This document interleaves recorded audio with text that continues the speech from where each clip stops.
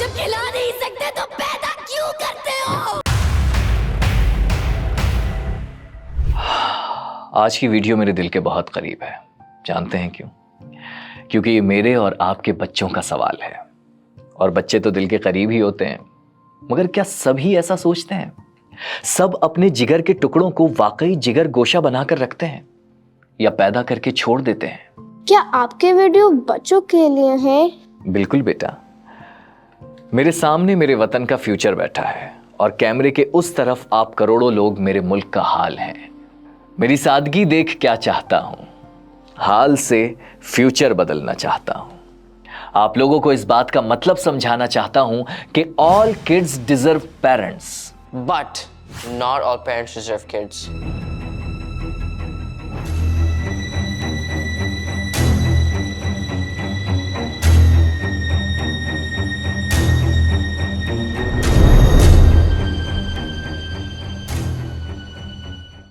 मैंने कहा था ना आपसे थिंक अकेला नहीं है। आपकी रूह की ग़िज़ा के लिए थिंक वॉइस आ गया है, फौरन सब्सक्राइब कर लीजिए। और हाँ, आपके इंटरेस्ट को देखते हुए हम थिंक क्राइम भी ले आए हैं, उसे भी सब्सक्राइब कर लीजिए। वापस स्टोरी में चलते हैं। कहीं आप ये सोच के ना बैठे हो कि हम उन लोगों में से हैं जो अपने बच्चों का ख्याल नहीं करते। नहीं, मैं हरगिज ये सोचकर नहीं बैठा, लेकिन मैं चाहता हूं कि वीडियो आगे देखने से पहले बस एक बार आप अपने बच्चों की तरफ देखिए। अब आप वीडियो देखने के बाद अपने बच्चों की तरफ दोबारा देखिएगा। मैं चैलेंज करता हूं, जिस नजर से आपने अपने बच्चों को देखा है, वीडियो देखने के बाद आपका नजरिया बदल जाएगा। बच्चों, क्या आपने अपना फ्यूचर देखा है? चलिए मैं आपको एक कहानी सुनाता हूं। ये यूं समझ लीजिए कि इस कहानी से आपको आपका फ्यूचर दिखाता हूं। एक अंकल थे, उनका नाम था वॉल्टर मिशेल। आपको पता है वो उस वक्त के सबसे बड़े साइकोलॉजिस्ट थे। 1970 में उन्होंने आपकी तरह के छोटे छोटे 4 से 5 साल के 100 बच्चों पर एक एक्सपेरिमेंट किया था, जिसका नाम था Marshmallow experiment. Did the children get the marshmallow in that experiment? Yes, उन्होंने सब बच्चों को एक एक मार्शमैलो दिया। और पता है साथ में क्या कहा? हम 15-20 मिनट के लिए बाहर जा रहे हैं, जो बच्चा मार्शमैलो खा लेगा उसे और मार्शमैलो नहीं मिलेगा, और जिस बच्चे ने मार्शमैलो नहीं खाया उसे वापस आकर वो और मार्शमैलो देंगे। फिर हुआ ये कि कुछ बच्चों ने तो फौरन मार्शमैलो खा लिया, लेकिन बाज़ बच्चे ऐसे थे जिन्होंने रिसर्चर्स की वापसी का इंतजार किया एक और मार्शमैलो लेने के लिए। और फिर 15 मिनट बाद वो साइकोलॉजिस्ट अंकल दोबारा रूम में आए और उन्होंने देखा कि किस बच्चे ने मार्शमैलो खाया है और किस बच्चे ने नहीं। मुझे भी मार्शमैलो चाहिए। वेट करें, कहानी आगे सुने। उन सारे बच्चों को उस वक्त तो घर भेज दिया गया, मगर आपको पता है वो एक्सपेरिमेंट 40 साल तक चलता रहा, क्योंकि रिसर्चर्स ने 40 साल तक उन बच्चों पर नजर रखी और उन्होंने देखा कि जिन बच्चों ने मार्शमैलो नहीं खाया था वो जिंदगी में बहुत कामयाब हुए, और जिन्होंने फौरी खा लिया था वो नेक्स्ट 40 ईयर तक स्ट्रगल ही कर रहे थे। जानते हैं क्यों? उसकी वजह थी डिलेड ग्रेटिफिकेशन, यानी फौरी ख्वाहिशात को रोककर मुस्तकबिल के बड़े फायदे के लिए सब्र करना। जैसे कि उन बच्चों ने एक मार्शमैलो खाने की ख्वाहिश को रोका और सब्र किया, वो लाइफ में सक्सेसफुल हो गए। मगर हम तो उन बच्चों की बात कर रहे हैं जिनमें डिलेड ग्रेटिफिकेशन नहीं थी। क्यों? मैंने कहा था ना, not all parents deserve kids. सुना था ना आपने? सुनाई दे रहा है, बहरा नहीं हूं मैं। ये फिल्म भी एक बेहतरीन मिसाल है। अगर आपके बच्चे हैं या आप बाप बनने वाले हैं तो इस फिल्म को महज एंटरटेनमेंट के लिए मत देखिएगा, बल्कि सीखिएगा कि रणबीर कपूर का रवैया सोसाइटी के साथ ऐसा क्यों था। एक बच्चा जो कि डिजर्व करता है अपने बाप की मोहब्बत को, मगर बाप पैसा कमाने में इतना बिजी होता है कि बचपन से ही अपनी औलाद को इग्नोर करता है। अरे भाई, दुनिया की सारी आसाइशें उसके पास होती हैं, मगर बच्चे को ये सब थोड़ी चाहिए होता है। दरअसल जो इमोशनल वैलिडेशन उसे चाहिए थी वो नहीं मिल रही थी, इसलिए वो शो ऑफ पावर, एग्रेशन और खतरनाक फैसलों को अपना कोपिंग मैकेनिज्म बनाता है। ऐसे बच्चों में सेल्फ कंट्रोल की कमी हो जाती है। वो बार बार ऐसे फैसले करते हैं जो वक्ती तौर पर जज्बाती सुकून देते हैं मगर लॉन्ग टर्म नहीं होते। वो बच्चा अपने बाप की मोहब्बत के लिए तरस रहा होता है, मगर जवाब में उसे इग्नोरेंस मिलती है, और यूं इमोशनली नेग्लेक्ट होना डिलेड ग्रेटिफिकेशन की कमी का बाइस बनती है। सोलोमन आइलैंड्स में जब आदिवासियों को जंगल का कोई हिस्सा साफ करना होता है खेती के लिए, तो वो पेड़ दरख्तों को काटते नहीं है, महज उस पेड़ के पास सारे पहुंच जाते हैं और जी भर के गालियां देते हैं। देखते ही देखते कुछ ही दिनों में पेड़ मुरझा जाता है, अपने आप ही मर जाता है।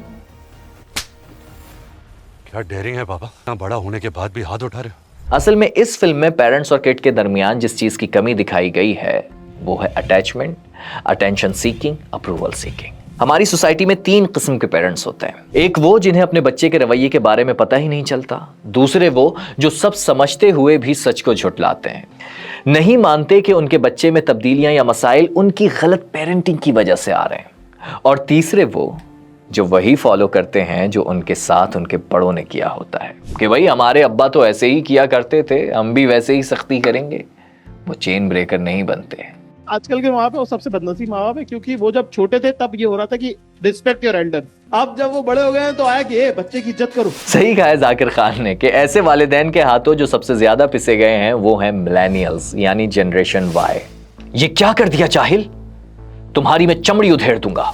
तुमने जुर्रत कैसे की हमारे सामने बात करने की? पेट में दर्द है तो पापड़ क्यों खाए, उसके पास क्यों बैठे? मना किया था ना, समझ रहे हो कि नहीं? और फिर इन अल्फाज के बाद बच्चों को मारना पीटना। आपके ये अल्फाज बच्चों को मारना पीटना उनके लिए बेचैनी, एंजाइटी, डिप्रेशन और PTSD यानी पोस्ट ट्रॉमेटिक स्ट्रेस डिसऑर्डर का बाइस बन सकता है।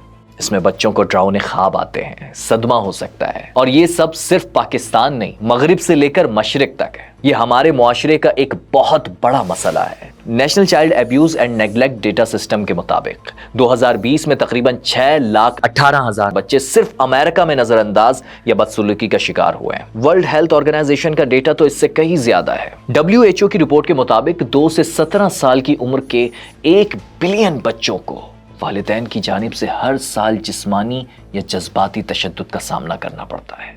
क्यों? आला तालीम और डिसिप्लिन होने के बावजूद बाकी दुनिया का ये हाल है तो सोचिए पाकिस्तान में बच्चों का क्या हाल होगा।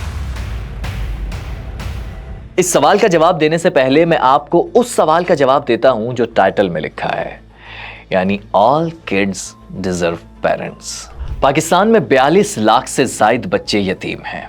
ह्यूमन राइट्स वॉच की रिपोर्ट में बताया गया है कि पाकिस्तान में मुतादिद शेल्टर्स होम में बच्चों को रातों को जंजीरों से बांध कर रखा जाता है। बच्चियां जिनसी हिरासानी का शिकार होती हैं और शिकायत करने पर सजा दी जाती है। यूनिसेफ की एक रिपोर्ट कहती है कि institutional care should be the last resort for a child, yet in Pakistan it often becomes a permanent prison। लेकिन अगर कोई फैमिली उन बच्चों को गोद लेना चाहे तो वो भी एक इम्तिहान है। असल में पाकिस्तान में चाइल्ड एडॉप्शन का कोई बाज़ाब्ता कानून नहीं है। हाँ, अंग्रेजों का बनाया हुआ गार्जियंस एंड वार्ड्स एक्ट 1890 है। इस कानून के तहत अदालत किसी बालिग शख्स या कपल को बच्चे का कानूनी सरपरस्त मुकर्रर करती है। इस्लामी नजरियाती कौंसिल ने 2020 में सिफारिश की कि एडॉप्शन का शरई तसव्वुर सिर्फ किफालत है, कानूनी रिश्ते की इजाजत नहीं। यानी जो बच्चा आप पाल रहे हैं उसे अपने से मंसूब नहीं कर सकते। ना वो आपकी जायदाद का वारिस हो सकता है, ना ही शिनाख्ती कार्ड में आपका नाम वालिद के तौर पर आ सकता है। ये बच्चे वो होते हैं जो सारी जिंदगी अपनी शिनाख्त ना होने का मलाल रखते हैं, मगर जो यतीम खानों में ही रहते हैं अक्सर वो साइकोलॉजिकली डिस्टर्ब चाइल्ड होते हैं, क्योंकि जब बच्चा बार बार मुस्तरद होता है, जब वो पुकारे और कोई जवाब ना दे, जब वो रोते हुए किसी के गले लगना चाहे और सिर्फ दीवारें हों, तो उस बच्चे के लिए रिश्ते कैसे महबूब हो सकते हैं। अटैचमेंट थ्योरी के मुताबिक अगर बच्चे को इब्तदाई सालों में मुस्तकिल प्यार, तवज्जो और सिक्योरिटी ना मिले तो वो दुनिया से रिश्ते जोड़ने के काबिल नहीं रहता। उसका एतमाद टूट जाता है और वो समझता है कि शायद वो प्यार के लायक ही नहीं। ऐसे बच्चे शादी के बाद ना अपनी बीवी के साथ निभा पाते हैं और ना अपने बच्चों को वो प्यार देते हैं जो उन्हें भी नहीं मिला। हाँ, अगर वो चेन ब्रेकर बने, मुआशरे से सीखा, खुद को बतला तो अलग बात है। एक रिसर्च स्टडी जो इस्लामाबाद के मुख्तलिफ यतीम खानों पर हुई, उसमें 63% बच्चों ने इमोशनल नमनेस रिपोर्ट की, यानी वो बेहिस हो गए, उनमें एहसास नहीं रहा। 55% ने बताया कि वो अक्सर खाए बगैर सोते हैं और 37% ने कहा कि वो जीना ही नहीं चाहते।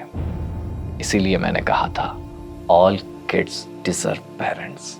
जितना दर्दनाक टाइटल का पहला हिस्सा है उससे ज्यादा गमज़दा टाइटल का दूसरा हिस्सा है, यानी not all parents deserve kids. अब और ज्यादा मोहतात होकर सुनिएगा, कहीं आपका शुमार भी तो इनमें नहीं होता।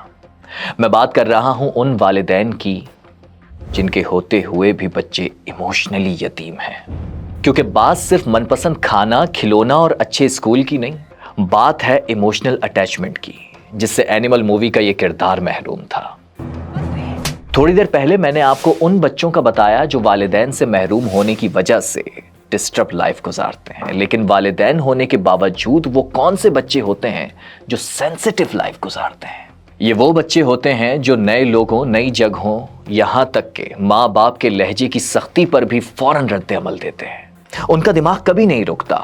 वो ये सोचते हैं कि ये जगह कैसी है, ये लोग कौन हैं, क्या मैं यहाँ महफूज हूं, क्या मैं अच्छा परफॉर्म कर पाऊंगा, और अगर जवाब ना मिले तो बेचैनी शुरू हो जाती है। क्लेयर लर्नर बच्चों और वालिदैन की तरबियत पर 30 साल से काम कर रही हैं। उनका कहना है कि हसास बच्चे आम बच्चों की तरह नहीं होते। ये दुनिया को गहराई से महसूस करते हैं। ये आवाज, बू, जायका, लम्स, हर चीज पर शिद्दत से रद्द अमल देते हैं। क्लेयर कहती हैं ये बच्चे कंफर्ट जोन से जुड़े रहते हैं, नई चीज़ों से डरते हैं, जल्द मायूस हो जाते हैं, तनकीद बर्दाश्त नहीं कर पाते और अक्सर शर्मिंदगी से बचने के लिए गुस्सा, लापरवाही या भागने का सहारा लेते हैं। आपका बच्चा इस हाल को क्यों पहुंचा? उसके जिम्मेदार ना उसके वो दोस्त हैं जिनके साथ वो खेलता है, ना रिश्तेदारों के वो बच्चे जिन्हें देखकर आपको लगता है कि ये उन बच्चों के साथ खेलकर बिगड़ रहा है या चिड़चिड़ा हो रहा है, और ना ही स्कूल इंतजामिया जिससे आप हर 2 दिन बाद शिकायत करने पहुंच जाते हैं कि बच्चा बिगड़ क्यों रहा है या हसास क्यों हो रहा है। उसके जिम्मेदार सिर्फ और सिर्फ आप हैं, यानी वालिदैन, parents. Queen Mary University of London के माहिर नफ्सियात माइकल प्लूस कहते हैं वालिदैन का गैर मुस्तहकम रवैया बच्चों की जहनी सेहत पर बुरा असर डाल सकता है, और अगर वालिदैन खुद इस्तराबी या अदम इस्तेहकाम का शिकार हों तो वो अपने हसास बच्चे के लिए और भी खतरनाक साबित हो सकते हैं। क्या आप जानते हैं कि जब एक बच्चा घर में डांट सुनकर सहम जाता है तो वो अंदर ही अंदर कुछ फैसला करता है कि वो अपना दर्द किसी से शेयर नहीं करेगा, वो अपने आंसू छुपाएगा, वो कभी किसी पर एतमाद नहीं करेगा, और सबसे ज्यादा खतरनाक, वो ये मानना छोड़ देता है कि वो किसी मोहब्बत के काबिल है। ये सब कुछ होता तो बचपन में, मगर उसके असरात पूरी जिंदगी रहते हैं। बच्चे बड़े होकर या तो खुद जालिम बनते हैं या खुद को तबाह कर लेते हैं। अब जरा देखें, क्या वो बच्चा कसूरवार था या वो वालिदैन जो बच्चे को पाल तो रहे थे लेकिन इमोशनली प्रेजेंट नहीं थे। Actually parenting is not just a duty, it's responsibility of shaping a soul. अब मैं आपको एक और मिसाल देता हूं। फर्ज करें कि एक बच्चा रोज स्कूल में बुली होता है और जब वो घर आता है तो आप कहते हैं मर्द बनो, रोना बंद करो, तो वो बच्चा रोएगा कहां? किससे कहेगा कि वो अंदर से टूट रहा है? ये वो लम्हे होते हैं जब बच्चे को चाहिए होता है एक हमदर्द, एक गले लगाने वाला, सर पर शफकत का हाथ, ना कि जजमेंट, ताना या सजा। इसीलिए कहता हूं, all kids deserve parents who don't just provide but who understand, who listen, who feel. अब अगर आप ये कहते हैं कि हमने तो सब कुछ दिया है, ट्यूशन, खिलौने, एजुकेशन, मोबाइल तक, लेकिन याद रखें, जितना बच्चा खेलने से खुश होता है उतना ही वो आपकी मौजूदगी, एक सादा सी तवज्जो से भी खुश होता है। अब्बू सिर्फ 5 मिनट बैठ जाए ना। यही वो 5 मिनट होते हैं जो बचपन को महफूज करते हैं और मुस्तकबिल को निखारते हैं। जो वक्त आपने आज बच्चों को नहीं दिया वो कल को बच्चों के रवैयों में, मिजाज में और उनके जख्मों में नजर आएगा, और तब बहुत देर हो चुकी होगी। अब यहां एक और खतरा जन्म लेता है, परमिसिव पेरेंटिंग, यानी हर बात मान लेना, बच्चे को तकलीफ या नाकामी से बचाए रखना। ये प्यार नहीं, ये कमजोरी पैदा करने वाला तर्ज तरबियत है। मसलन अगर बच्चा किसी मुकाबले में हिस्सा ले मगर पहली पोजीशन ना ले सके और वालिदैन ये समझें कि बच्चा सेंसिटिव है इसलिए उसे हर बार जिताना चाहिए, तो ये तरबियत नहीं, बर्बादी है। बेटा रो नहीं, मैं तुम्हारे लिए अलग ही नाम ले आऊंगी। क्लेयर लर्नर कहती हैं कि हसास बच्चे जब हर चीज में आसानी देखते हैं तो वो बाहर की दुनिया में फेल हो जाते हैं, क्योंकि वहां उन्हें कोई एक्स्ट्रा गिफ्ट नहीं देता, वहां उन्हें सीखना पड़ता है, सुनना पड़ता है और हार को कबूल करना पड़ता है। आपको देखना पड़ेगा कि आपका बच्चा हाईली सेंसिटिव तो नहीं, और अगर है तो क्या आप खुद को इमोशनली इक्विप कर रहे हैं या सिर्फ प्यार के नाम पर उनकी कमजोरियां बढ़ा रहे हैं। आप अपने बच्चे के लिए या तो हीलर बन सकते हैं या उसके इमोशनली डैमेज होने की पहली वजह। टीना एक आम सी माँ है जिसने एक दिन अपनी बेटी डियाना को सिर्फ एक खिलौना तोड़ने पर इतना डांटा, इतना चीखी, जैसे उस खिलौने में उसकी सारी उम्मीदें दफन थीं। पहले तो उसे लगा कि वो ठीक कर रही है, लेकिन फिर अचानक वो खामोश हो गई क्योंकि उसने डियाना की आंखों में कुछ देखा। वो थी बेबसी, खौफ और वो खालीपन जो कभी उसने खुद अपने बचपन में महसूस किया था। उसे वो लम्हे याद आ गए जब वो खुद भी गलती पर ऐसे ही डांट खाती थी। बगैर समझे, बगैर सुने उसके वालिदैन उसे मारते या डांटते थे। और तब उसके दिल में एक सवाल उठा, क्या मैं अपनी मां बन चुकी हूं? असल बात यह है कि हमारे जज्बाती रिएक्शंस अक्सर हमारे अपनी डिस्टर्ब बचपन की वजह से होते हैं। जो रिएक्शंस आपके वालिदैन ने आपको दिए वो लाशऊरी तौर पर आप अपने बच्चों को पहुंचा रहे हैं, जैसे कोई जज्बाती विरासत जो नस्ल दर नस्ल चलती आ रही हो। बिल्कुल ऐसा ही हुआ था जेफरी डामर के साथ, जो बाद में ऐसा कातिल बन गया जिसने 17 लोगों को बेदर्दी से मार डाला। लेकिन वो अचानक ऐसा नहीं बना। वो भी कभी एक मासूम बच्चा था जो प्यार का भूखा था, जो अंदर ही अंदर बहुत कुछ महसूस कर रहा था लेकिन बोल नहीं पा रहा था। वो रोता नहीं था, चीखता नहीं था, लेकिन अंदर से टूट रहा था। उसका बाप साइंसी कामों और लेबोरेटरी में मसरूफ रहता था। बेटे के जज्बात की कोई अहमियत नहीं थी। और माँ, वो जहनी बीमारियों में घिरी हुई थी। डिप्रेशन, एंजाइटी और मेडिसिन्स का बार बार इस्तेमाल। वो अस्पतालों के चक्कर लगाती रहती। वो बेटे पर तवज्जो देने के काबिल ही नहीं थी। हुआ ये कि एक मासूम बच्चा जिसे बाप की शफकत मिली ना माँ की तवज्जो, वो तन्हा होता गया। दिल की बातें दिल में रह गईं। और फिर कभी उसने जानवरों के जिस्म काटे, कभी मुर्दा परिंदों को इकट्ठा किया, क्योंकि उसने दर्द महसूस करना छोड़ दिया था। यही वो लम्हे थे जहां दुनिया को लग रहा था कि सब ठीक है, लेकिन अंदर एक चीख तैयार हो रही थी।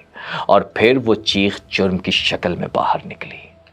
यही होता है जब बच्चा सिर्फ जिस्म से बड़ा होता है लेकिन अंदर से अधूरा, खाली, मोहब्बत का भूखा रह जाता है। सोचना पड़ेगा, क्या हम वो वालिदैन हैं जिन्हें हमारे बच्चे डिजर्व करते हैं, या वो जो बच्चों को जिंदगी भर इमोशनल सर्वाइवल मोड पर लगाकर छोड़ देते हैं? चलिए सॉल्यूशन की तरफ चलते हैं। आपको इन 9 बातों का ख्याल रखना पड़ेगा। पहली बात, याद रखें, बच्चे आपको देखकर खुद को समझते हैं। यानी बच्चा आपकी बात नहीं समझता, वो आपका अंदाज देखता है, आपकी नजरों में अपना अक्स तलाश करता है। अगर आप हर वक्त उसे कमतर दिखाएंगे, मवाजना करेंगे या बोलेंगे कि कितने अहमक हो तुम, तो वो क्या सीखेगा? वो उसे लगेगा कि वो वाकई नाकाम है। लेकिन अगर आप एक छोटी सी कामयाबी पर भी उसे सराहेंगे तो वो सीखेगा कि वो कुछ भी कर सकता है। दूसरी बात, बच्चे के अच्छे रवैये को देखें, सिर्फ गलतियों को नहीं। हम रोज बच्चों को उनकी गलतियां गिनवाते हैं, लेकिन क्या हम उनकी अच्छाइयां भी गिनते हैं? जब वो खुद से बिस्तर बिछा ले या किसी को पानी दे दे, तो क्या हम उस वक्त उसे कहते हैं कि शाबाश, बहुत अच्छा किया तुमने? नहीं कहते। तो फिर वो कब जानेगा कि क्या सही है और क्या गलत? सजा से नहीं, तारीफ से सीखता है बच्चा। तीसरी बात, लिमिट्स बनाएं, बाउंड्रीज तय करें, लेकिन समझाकर। बच्चा डिसिप्लिन से नहीं डरता, वो बेवजह पाबंदियों से डरता है। अगर आप वाजे करें कि टीवी तभी चलेगा जब होमवर्क मुकम्मल हो, या मारने की इजाजत किसी को नहीं, तो वो सीखेगा कि जिंदगी उसूलों पर चलती है, डंडे पर नहीं। चौथी बात, बच्चे को वक्त दें। बच्चे को महंगे खिलौने नहीं, आपकी तवज्जो चाहिए। सुबह 10 मिनट पहले उठ जाएं, उठकर उसके साथ नाश्ता करें, हफ्ते में एक रात सिर्फ उसके लिए रख लें। वो याद रखेगा कि मेरे वालिदैन मेरे साथ वक्त गुजारते थे, उसके लिए वक्त निकालते थे, उसे सुनते थे। 5वीं बात, पहले खुद वो बने जो आप उसे बनाना चाहते हैं। आप चाहें कि बच्चा नर्म दिल हो, लेकिन आप लोगों को गालियां दें। आप चाहें कि वो ईमानदार हो, लेकिन खुद उसके सामने झूठ बोले, ये नहीं चलेगा। बच्चा सिर्फ सुनता नहीं, देखता है, ऑब्जर्व करता है। वो वही सीखता है जो आप रोज उसे करके दिखाते हैं। और छठी बात यह है कि बच्चे से बात करें, हुक्म ना चलाएं। बच्चा रोबोट नहीं, इंसान है। अगर वो कोई गलती करे तो उस पर चीखने के बजाय उससे बात करें, बताएं कि आपको कैसा लगा। और फिर उससे पूछें कि अब हम क्या करें। जब वो खुद फैसला लेने में शामिल होगा तो जिम्मेदार शख्स बनेगा। सातवीं बात, लचक दिखाएं, परफेक्शन का बोझ ना डालें। आपका बच्चा हर फील्ड में नंबर 1 नहीं हो सकता। अगर वो कुछ चीजों में पीछे है तो ठीक है यार, आप उसका माहौल बदलें, सपोर्ट दें, ताना ना दें। 8वीं बात, बताएं कि आपकी मोहब्बत शर्तों पर नहीं। जब वो कोई गलती करे तो ये ना कहें कि मैं तुमसे मायूस हो गया, तुम तो ऐसे ही हो, बल्कि कहें गलती हुई है लेकिन मेरा प्यार तुम्हारे साथ है। यकीन जानिए ये एक जुमला उसके अंदर पूरी दुनिया बदल सकता है। 9वीं और आखिरी बात, खुद को भी जानिए, अपनी लिमिट्स को समझें।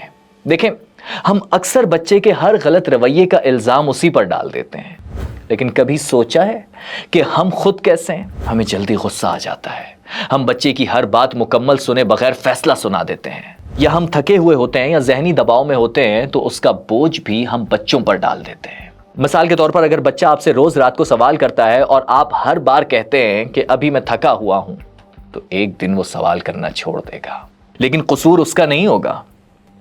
वो तो सीख गया कि आपके पास वक्त ही नहीं है।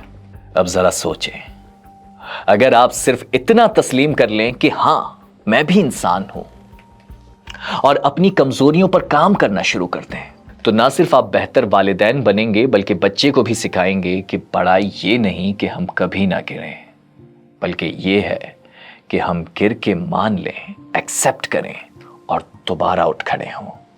बिलीव मी, जिस दिन हम ये मान लेते हैं कि हमें भी सीखने की जरूरत है, उसी दिन से असल तरबियत शुरू होती है और वहीं से बच्चे हमें अपना हीरो समझने लगते हैं। अब अगर आप वाकई अपने बच्चों से मोहब्बत करते हैं तो आज अभी उन्हें गले लगाइए और सिर्फ इतना कहिए, बेटा मैं तुम्हें सुनना चाहता हूं, तुम्हारी खुशी मेरी कामयाबी है। काश मेरे अब्बू भी ये वीडियो देख लेते।